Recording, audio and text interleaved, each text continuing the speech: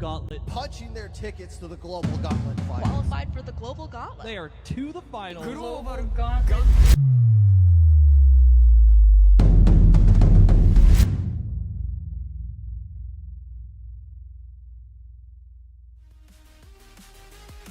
Welcome to the Global Gauntlet REWOUND series, bringing you all the matches you weren't able to see on stream. I'm Nito.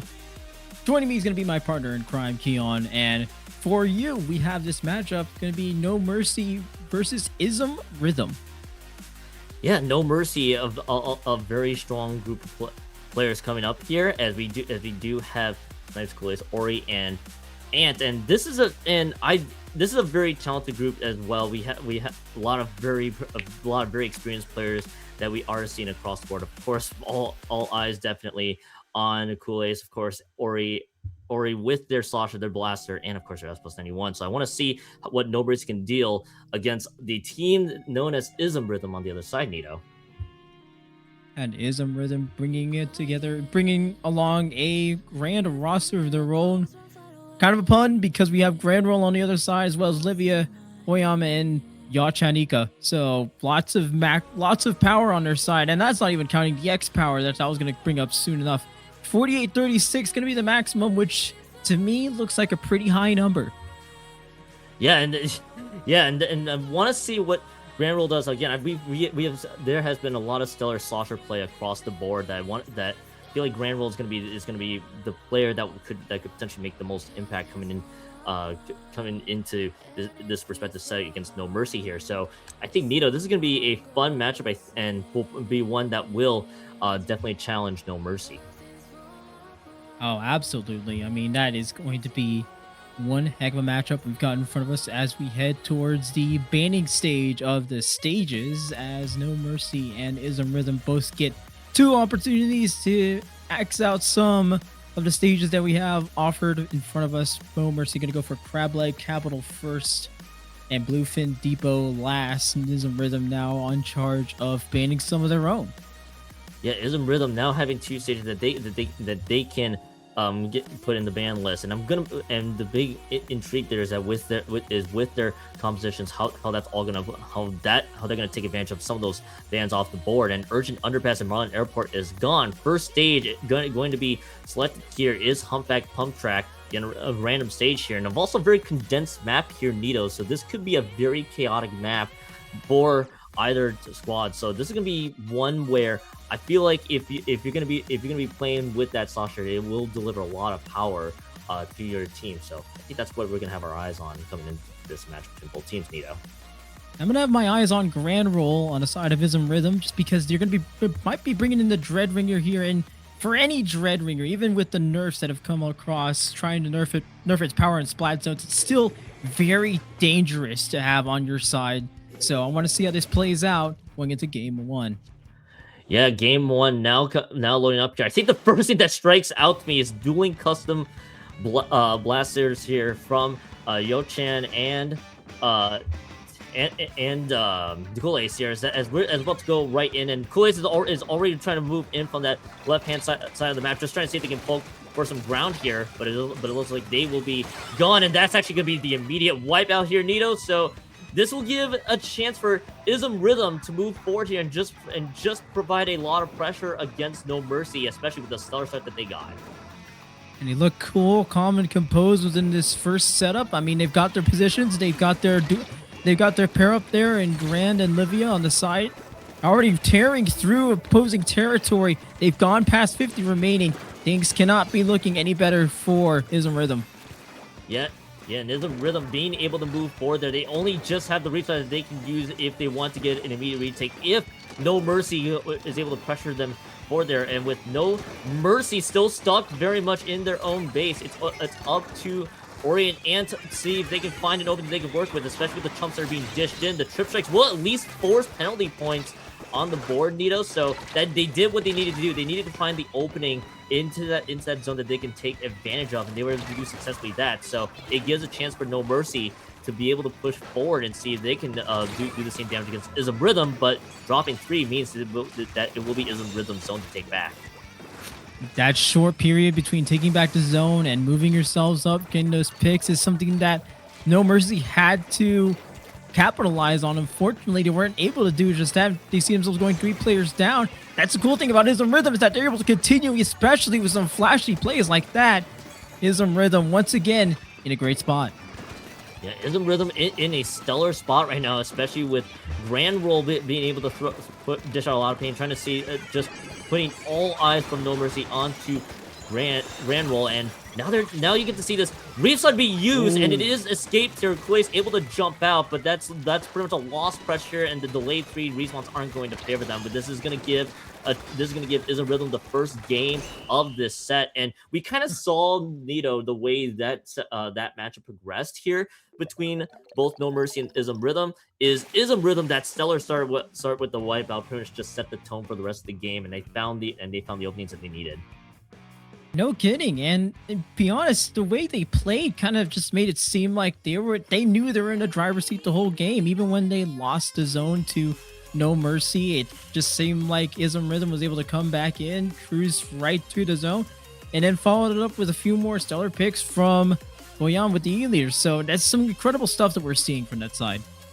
Yeah. It's always kind of a rough place if you're on the losing side to not be able to fall to just get completely washed out there. Kuei's not able to do a lot of damage with that custom blaster, and it was just a struggle for Kuei to provide pressure for No Mercy from the very start. So wanting to see how No Mercy rebounds there from that start that we saw at the from that game. So wanting to see what they do. ISM Rhythm, though, the way that the dominance was there, Livia with the N-Zap 85, it will provide a high amount of kill participation with their weapon. It was going to be huge. So I want to see if that momentum keeps up here for ISM Rhythm.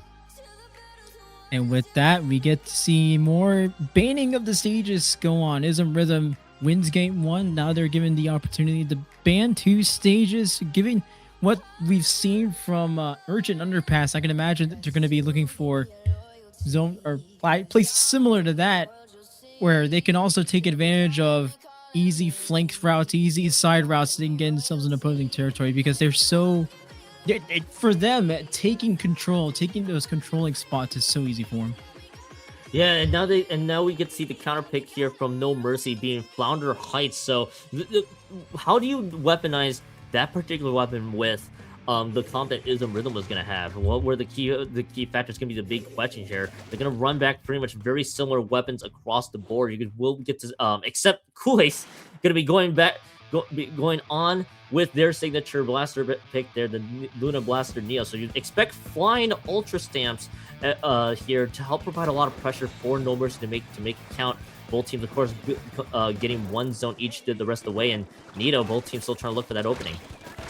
I like this pick here from No Mercy. At least try to limit the side routes that ISM Rhythm has. That way you have to take control of the high ground. There's really no other choice. Any of these side routes are going to be much less reliable than just going straight for it, as we see from this blaster, just going straight for the pick and actually just gets what they want there. Or gets what they want there. So incredible stuff we're seeing from ISM Rhythm once again taking control of the game.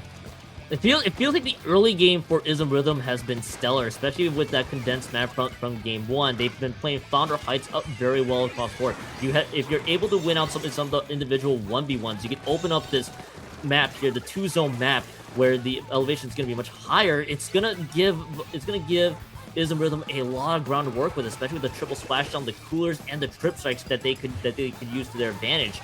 Now the trip strikes are gone. Now they lose a lot of fights across the board. So this gives No Mercy a chance to get both zones capped and look for the lockout if they're able to do so. For No Mercy, look for that lock to possibly be in play. Much more threatening zone control coming in from No Mercy. They do lose one player in the process, and it looks like this lead could be heading in their direction within the next few moments, and it certainly will. And things are still looking in their favor until we get at least one pick able to slow down No Mercy. But it's still in their control. Guillaume's still looking for a shot, has some help on the side. It's going to be up to ISM Rhythm to get themselves back in the driver's seat. Yeah, and ISM Rhythm, this is the first that they see the mid-game be pushed further and further back, and No Mercy is able to find responses the entire way. Ant is able to dive right in, eliminate Goyame as well, so that is going to slow slow any semblance of respawns there, and you can kind of feel the panic for ISM Rhythm. Even though they eliminated 2, they have to throw the trip strikes to even get a quick recap of the zone, which they're not going to be able to do so with that. And we see the 1-1 tie here, Nito coming into this one. The fight where they were able to eliminate 3 from the very start with the coordination they were able to have. No Mercy understands, we gotta make sure that ISM Rhythm has no chance to respawn or get any cap of the zone in either direction. That's how they get, and that's how we see the 1-1 tie coming up. One thing about ISM Rhythm, and that worked out really well for them in the previous match, is just taking these side routes and get something sneaky by No Mercy, but No Mercy just looking excellently throughout this last matchup. If we look at ISM Rhythm, it's a totally different stat line than what we saw, especially from Grand Roll. Maybe not as much as you're willing to see. Yochanika is still doing a lot with this custom blaster. If you look at the kill participation percentage, 62.5%, trying to help out. That's one key player you're going to want to see on ISM Rhythm. On the side of No Mercy, everything looking even, everything looking much better for a team that's starting to get themselves back into this matchup.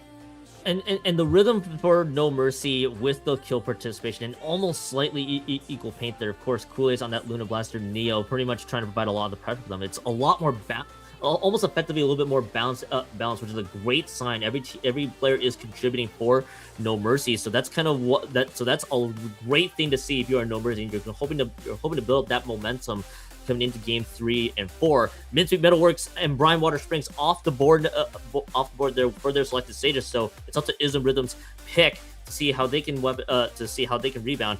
And we're going to Hagglefish Market. So you saw from game 1, Nito, the flank routes that Ori and Ant took. They're looking to see if they can weaponize it, but vice versa on the other side for ISM Rhythm. They're looking to see if they can do the same, as we're about to cue right into it. No Mercy coming out with most of the same what we saw from that previous matchup. ISM Rhythm looking like they're going to bring out similar stuff here. It is Hagglefish Zone, so we do get an opportunity to see ISM Rhythm and what they were able to do in that game, in that first stage, possibly bring it out in this third stage to get themselves back in control of the game. One thing that I think we would like to see from ISM Rhythm, there is the Reef Slider availability. So you see the Dreadringer be available for them. You can look for those instant caps of the zone. They can take advantage of it. And Kool-Aid is going to be the player we're going to have eyes on here, with the Ultra Stamp being used just to see if they can pressure ISM Rhythm and get their game flow all off here. And now there's the dive, and that's a stellar dive. 2 players getting collapsed upon, and Yo-Chan has also dropped with Kool-Aid's blaster. So that opens up the map a lot for No Mercy. And No Mercy so far, even though they don't have any specials, the fact that they're able to keep this momentum going, it shows a great understanding of how they're able to take advantage in that Hagglefish Market map. There's 2 tons of pushes in competitive Splatoon, the well-calculated ones and the ones where you just throw everything into kitchen sink at the team. And that was an everything into kitchen sink push. Incredible stuff, though, because it means No Mercy was able to have a controlling zone retake. But for how long it will last is going to be the next question. It seems like it's going to be a little bit longer with that, especially with that wipeout coming in. Yeah, and ISM Rhythm getting wiped out there. They did get a retake of that zone, so the penalty points very much were applied. That gives ISM Rhythm a lot of time to get themselves all squared away and all backed up. The penalty points serves as a little bit of extra time for them to get themselves all situated, and they're able to do just that. The restart, even though it ran into the wall, still provide a little bit of pressure, of course. No Mercy a little bit back, and now with the three members down, you get to see ISM Rhythm trying to do the exact same thing that they did to No Mercy in game 1. And now the penalty points here, Nito, looks like ISM Rhythm has a good control of the map. Good control of the map, but how long is it going to last? That's going to be a question we ask ourselves a lot throughout this matchup, just because things are looking more back and forth. It's definitely a much different rhythm than what we've been seeing from the last few stages, Keon, as both of these teams still continue to fight for the zone. Some picks coming in favor of both sides, actually. Was going to say No Mercy, but ISM Rhythm found one of their own. They also found control of the zone once more. Going to clear out these penalty points, and with Yoik looking down the side, trying to get something going. It's a wonderful shutdown from No Mercy. They control the zone once more. Yeah, but you kind of feel like ISM Rhythm is able to change the game to the way they want to play, because No Mercy lost a handful of points, and they're just having to chew through some of these penalty points with each attempt. And you can see this Reef Slider from Granville. It cuts off an avenue for No Mercy to move forward, and the threat of that Reef Slider makes it very difficult for No Mercy to return back, which gives Yochan Ika a chance to be able to get the direct onto Ant, and a 1-for-1 trade on both teams, but it gives ISM Rhythm a chance to break through these melt lanes and definitely lead. And with Yochan Ika not being accounted for, they get the pick onto to Kool-Ace, and this is just stellar play that we're seeing from ISM Rhythm right now. Even though they're losing a couple members, it feels like the game really isn't slipping away from them the more this game progresses. Absolutely not. And with these threats still present for No Mercy, it almost seems like No Mercy hasn't been able to achieve that lockout stance throughout their zone control, which is an interesting thing to point out, especially now that ISM Rhythm is back in control. They have a triple. Things are working out exceptionally well. They actually take care of a beacon as well. That could have been dangerous for ISM Rhythm. No Mercy had an opening there, but ISM Rhythm once again holding the zone. They're actually going to get the lead as well. But this has been a trend this entire game, Keon. None of these teams ever feel like they're totally in control, but this might change with ISM Rhythm getting a few more picks on the board. And you kind of get the sense the way ISM Rhythm is still playing is that even though no deficit is too huge for this group. They've been able to find some of the picks. They've been able to find any openings that No Mercy is actually providing to them. And Kool-Ace being the only member alive, ISM Rhythm is using a lot of these specials to great effect. It's some things that you normally don't see is just the Reef Slider usage. It's just trying to cut off an entry point for No Mercy to work forward. Sometimes you get to see that be used for those zones capped at the end of the day. But the fact that they're able to cut off any movement from No Mercy means they're forced forwards and backwards each time, and now you kind of feel like the desperation time is about to settle in for No Mercy here, especially with Turf Strikes being used. They are going to get the cap back, but 10 seconds left, and ISM Rhythm got a lot of points for the lead, and now they got to keep this up going. Right, and it could still be desperation time this close to the end of the match. It is going to go into overtime, but remember that ISM Rhythm is that team that can break this game open at any point throughout this match, and that's something that No Mercy's keeping in mind. I mean, this Free Slider could just as easily do a lot of damage, and it's actually going to take control of the zone as well. That's what I mean when I say this team can easily break open the game at any point, even if it's just from a simple Free Slider. It's going to be them winning the third stage, taking the lead in the set. But all eyes that I had there was the Reef Slider usage in general from Granville. So there are two usages of it. One is at the end to get the immediate zones kept to recognize, we have a good enough lead. We know that No Mercy is going to have to just charge for the lockout. So if I can open myself in a position to get the zones back at the end, and then everybody can follow suit, it's GG's. And then you also have the other Reef Slider usage that can cut off any entry points that No Mercy had, and it's just stellar that we're seeing from Granville. Obviously, the stats may not show, but it really does illustrate just the high level play that we're getting to see from ISM Rhythm overall, and kill participation across the board pretty balanced so far. A lot of paint provided here from Goyame, Livia, and Granville, and it's still very solid a very solid game that ISM Rhythm played. Now that ISM Rhythm wins that stage, they're going to ban two more, get two of these off the board, and then No Mercy will have the opportunity to select one of their own. And it's excellent what they've been able to do there. Lemuria Hub and Inkblot Art Academy is going to be what they pick off, that Inkblot being what I call the bread and butter of competitive Splatoon. But that does mean No Mercy able to counterpick with a Mako Mart, a map that should actually work fairly well for them, especially with the weapons they've been able to bring out. So with the weapon loads that we're seeing here from No Mercy and ISM Rhythm has that Dreadringer. You have Granville on with that Dreadringer usage available, so you wouldn't be shocked if you get to see it here. And the way that No Mercy plays, you have the Red Dapples, you have that Luna Blaster Neo, and the Slosher from Ori. So you want to see how these three players combine, especially with Ant being the key factor with their beacons and coolers. How do you exploit any openings that ISM Rhythm can provide to you at any given moment? So that's really what we have all eyes on. I mean, so far Granville is still with their Dreadringer, and both teams fighting from neutral here, Nito. I like this cooperation here from Kool-Ace, attempting to break open this game with some of the damage that No Mercy has already caused, as Ori continues to put paint down, actually sees some blood right in front of him as some of ISM Rhythm tries to get themselves past Splat. Instead, it's going to be this incredible hammer snipe that we just saw. But it's No Mercy currently holding on to the zone. Things are looking very well and very good in their favor. But like we pointed out in the previous stage, none of this looks very concrete for either team so far as ISM Rhythm looks to take control of the zone. And it's really just the way you play as a unit here with ISM Rhythm. Yo-Chan, Ika getting the pick there onto Snipes that is going to help. Is going to definitely allow their cause, help their cause for sure. Yo-Chan, Ika, of course, landing a few directs at the end. It's just doing a lot of damage. So in these situations, Nito, when members are dropping one by one, it's going to allow yourself to build a bit of a rhythm, build a lot of control around the map. And you already see Livy and Grand Roll in great position onto this left stack, and ISM and Grand Roll, excuse me, getting the pick onto Snipes and Ant, and then the third one onto Ori. And you can just feel that ISM Rhythm with that triple that Grand Roll just got is gonna help open up the map here and actually get the lockout and potentially the KO. What can't Grand Roll do? Well, the answer is definitely not anything of what you've seen on screen, because Grand Roll covered pretty much most of the bases that ISM Rhythm needed them to cover.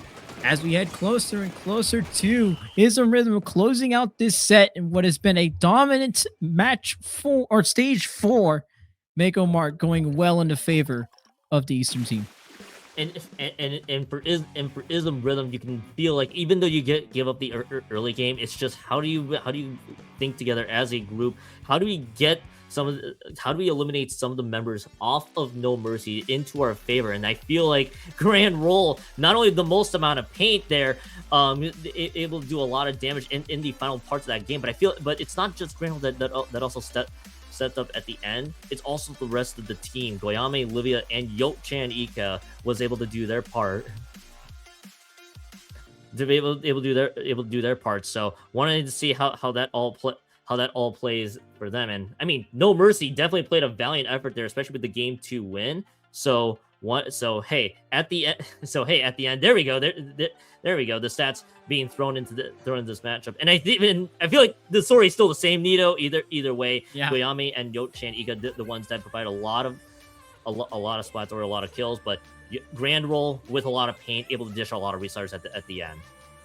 And as much as No Mercy is going to be closing out and walking away from that set with a loss, it is something worth noting is Kool-Ace and what they've been able to do alone. Just from what I've seen in that matchup and what I'm seeing from the stats, it's still 7 kills, 6 deaths. Now, you may not expect that to be much, but Kool-Ace did a lot with those kills, and those kills were also the catalyst for No Mercy getting themselves deeper within enemy range, enemy territory. They also got themselves past the zone, which is on Mako Mart is huge. So I think Kool-Ace still provided a lot of work there, especially with, and even I didn't even mention the kill participation percentage, 33.3, higher than the rest of No Mercy. But either way, Kool-Ace still doing a lot for No Mercy there. It feels like it's just a sum of everything that that No Mercy tried to do. Is that Kool-Ace and definitely provide a lot of provided a ton of kill participation across the board for the group. But you just need a little bit more at the end, and especially when you kind of put all of it together. Nito, just how No Mercy tried to combat what ISM Rhythm was doing damage-wise from the A game. It just looked rough, but that's how you kind of saw that's kind of how you saw ISM Rhythm able to take that against No Mercy. Yes, there was the drop. There was the loss in game too, but ISM Rhythm didn't feel phased whatsoever and just played the game that they wanted to play at the end, Nito. And that will be it for this matchup here in Global Gauntlet Rewound. ISM Rhythm 3, No Mercy 1. If you want to find us anywhere, the socials are going to be on the bottom right corner of our cams. But so far, that's to be it for us this episode. You can expect to see more on-screen matchups here on Global Gauntlet Rewound.